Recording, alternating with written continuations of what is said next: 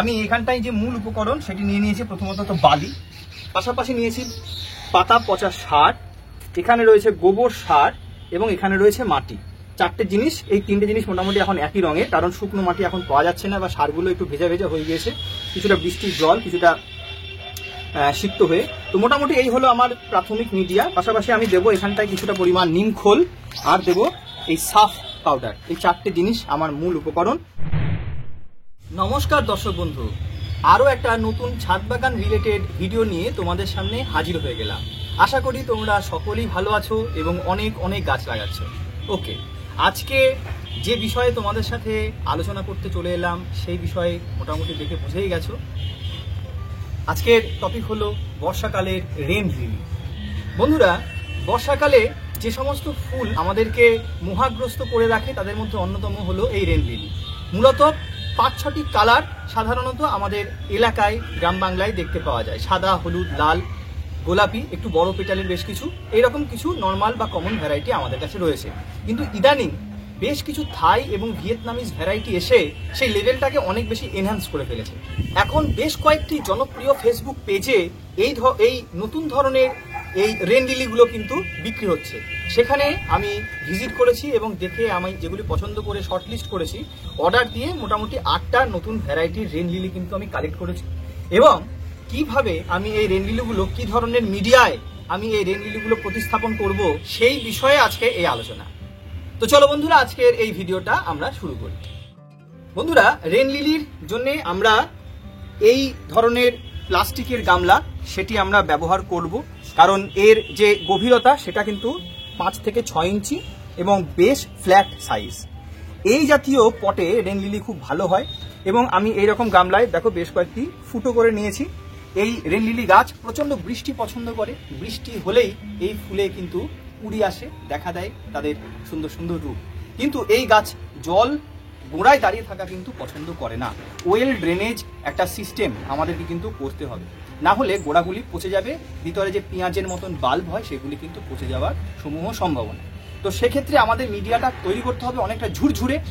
আমরা well drainage একটা media বানাবো, সেটা তোমাদের সাথে শেয়ার করব এবং এই যে রেন লিলি গাছ কিভাবে প্রতিস্থাপন করছি সেটাও তোমাদের সাথে আজকে শেয়ার করছি।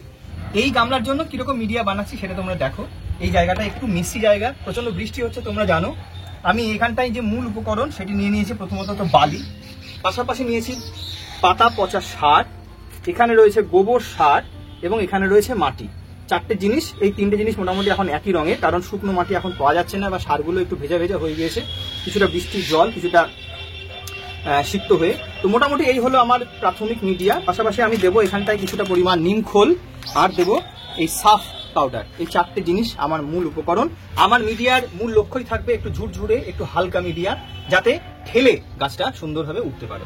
তা আমি মোটামুটি এখানটায় যেটা নিয়েছি সেটা হচ্ছে বেশিরভাগটাই পাতা পচা সার নিয়েছি। এখানটায় প্রায় 50% পাতা পচা সার নিয়েছি, তার সাথে আমি বালি, তার সাথে এই যে মাটি এবং গোবর সার। গোবর সার দিয়েছি আমি এই চামচের 2 চামচ। এইবার আমি এই সম্পূর্ণ মিশ্রণটিকে হাত দিয়ে ভালো করে মাখিয়ে নিচ্ছি।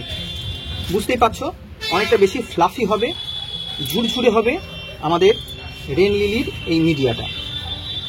এবার নিয়ে নেব আমি, এখানে নিম খোল রয়েছে। নিম খোলের উপকারিতা আমরা সকলে জানি, বিভিন্ন রকমের পোকা মাকড়, বাজে যে জীবাণু, সেই সমস্ত কিছুই কিন্তু প্রতিহত করবে এই নিম খোল। নিম খোল আমি দিয়ে দিলাম 1 মুঠো মতো। নিম খোল খুবই উপকারী একটা জিনিস, টাটকা গন্ধ আসছে, নিমের যে ঝাঁঝ সেটা কিন্তু আমি পাচ্ছি। আর লাস্টে দেবো আমি এই সাফ পাউডার। এবার সম্পূর্ণ উপাদানগুলিকে কিন্তু ভালোভাবে আমি মাখিয়ে নিচ্ছি। মিডিয়াটার নিচার দেখে তোমরা বুঝতেই পারছো, এখানে কিন্তু একটুও শক্ত কোনো মিডিয়া নেই, একদমই ঝুরঝুরি মিডিয়া। তার উপরে আমি মূলত বেস করে এই রেন লিলিগুলি বসাবো। তো করেছি সেই ফুটোর যে মুখগুলি আমি এই ছোট ছোট ইটের কুচি দিয়ে ঢেকে দিচ্ছি, যাতে বালি বা মাটি বেরিয়ে না যেতে পারে। এইভাবে আমি প্রত্যেকটা গর্তই কিন্তু আমি বন্ধ করে দিলাম। এবার যা মিডিয়া রয়েছে আমি এবার আস্তে করে এটা সম্পূর্ণ ফিল করে দিচ্ছি।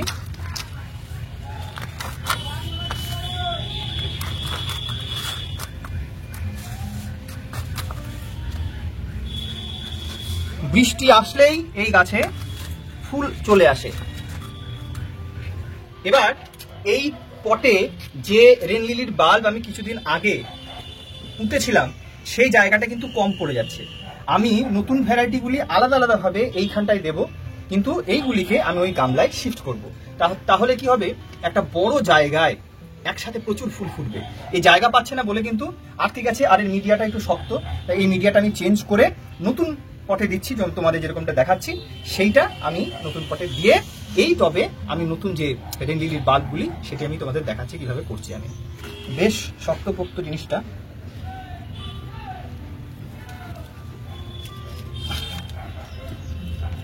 চেষ্টা করছি যাতে একদম সুন্দরভাবে উঠে আসে, গাছপালা যেন না ছিঁড়ে যায়। ব্যাস, একটা টবের মধ্যে এত পরিমাণে বাল্ব হয়েছে, এত পরিমাণে গাছ হয়েছে। দেখো তোমরা, একটা টবে এত পরিমাণ গাছ হয়েছে। একসাথে আমি যদি তুলে দেখাই, দেখো এই পরিমাণ গাছ কিন্তু হয়েছে, এত পরিমাণ বাল্ব রয়েছে। এইগুলি আমি নতুন যে পট যেখানে শিফট করব সেখানটায় আমি এগুলো আস্তে আস্তে রোপণ করে দিই। এত পরিমাণ বাল্ব হয়েছিল আমার এটা ধারণাই ছিল না। এই দেখো গামলায় আমি একটা একটা করে বাল্ব সম্পূর্ণ জায়গাটা জুড়ে ভরে দিচ্ছি। আমি এই বর্ষাকালে কিন্তু প্রচুর ফুল পাওয়ার আশায় আমি এই কাজটা করছি, এবং যখন ফুল ফুটবে তোমাদের সাথে অবশ্যই আমি শেয়ার করতে থাকি, সেটা শেয়ারও করব।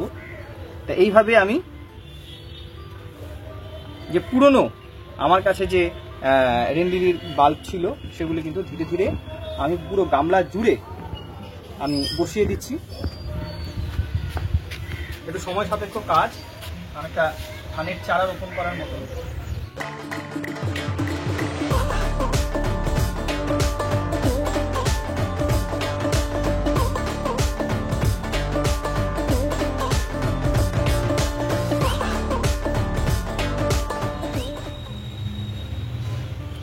ফাইনাল পটিং করে দিলাম এইভাবে।